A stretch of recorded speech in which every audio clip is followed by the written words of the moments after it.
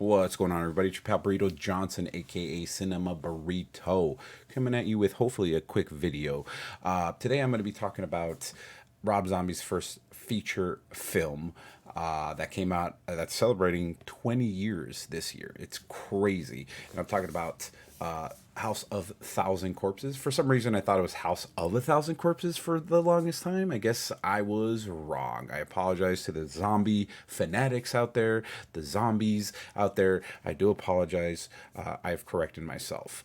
House of Thousand Corpses is an interesting has had an interesting journey because when I first saw this in the trailer in the theaters, it was like 1999 2000.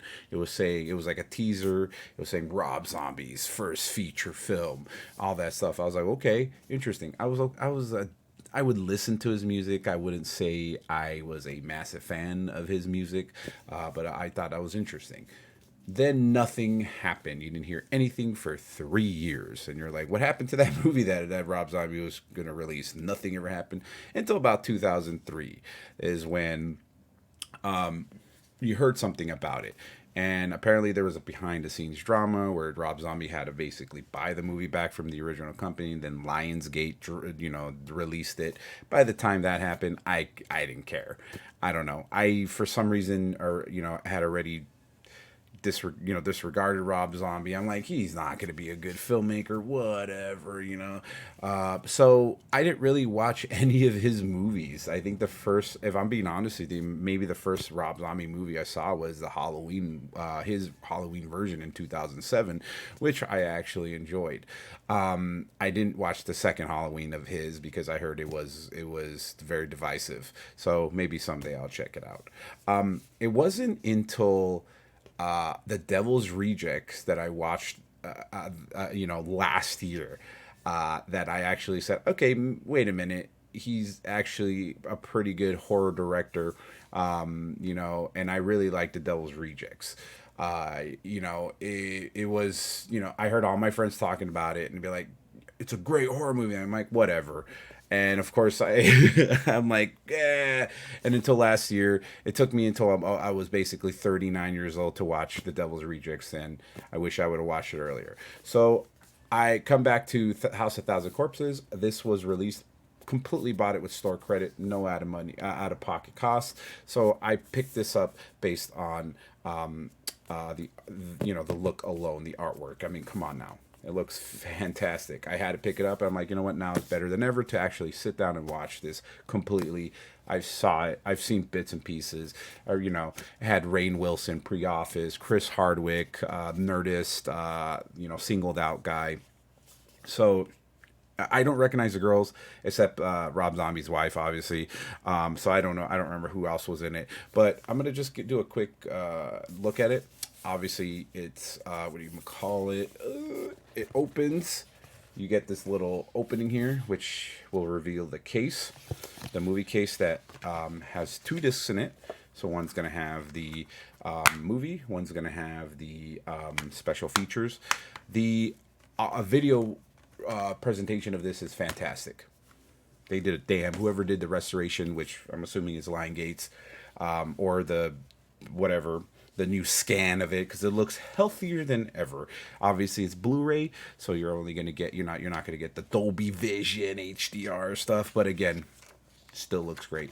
The little sticky thing that comes in the back, it just tells you what it has. I'm not going to open up the postcards or whatever art cards in it just yet, but I'm going to assume that's Sherry Zombie or whatever her name is.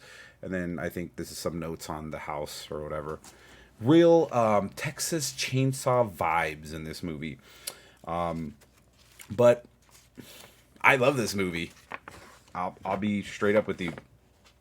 I really enjoyed this movie. Poster, this is what you get. And then you get a booklet, which I just I forgot about it. You get a booklet. I think it's just pictures, yeah, it's mostly pictures. I don't think, anything else. Yep, just pictures. A booklet full of pictures, no essays or anything by Rob Zombie or, hey, you know what, when I was making The House of Thousand Corpses, blah, blah, blah, blah. No, just a booklet of pictures. I gave this movie 5 stars out of 5 on Letterbox, and I never thought in a million years I would be giving a Rob Zombie movie 5 stars. It is crazy to say that, but this is actually really fun. I would go as far to say I put it in my top 10 horror movies of all time.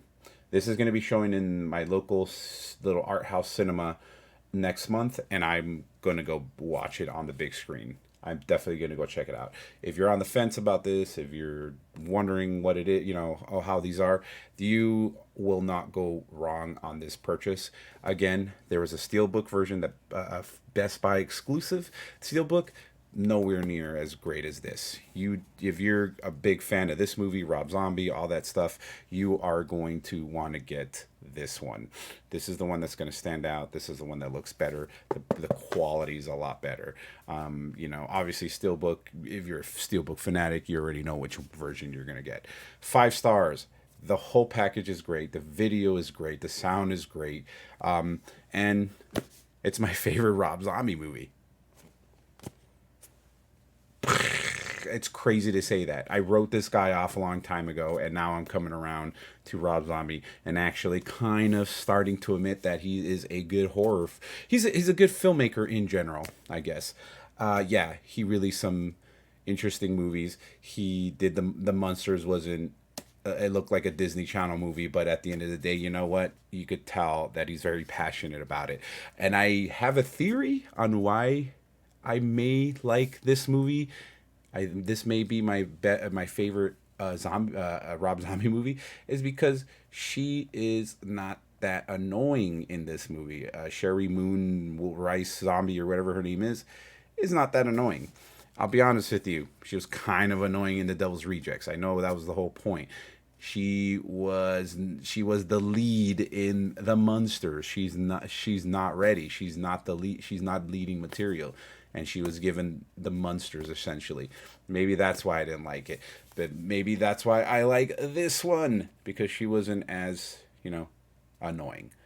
That's my theory. I'm gonna stick with it. 5 stars. Go see this. Go get this. Until next time, guys. Keep watching movies.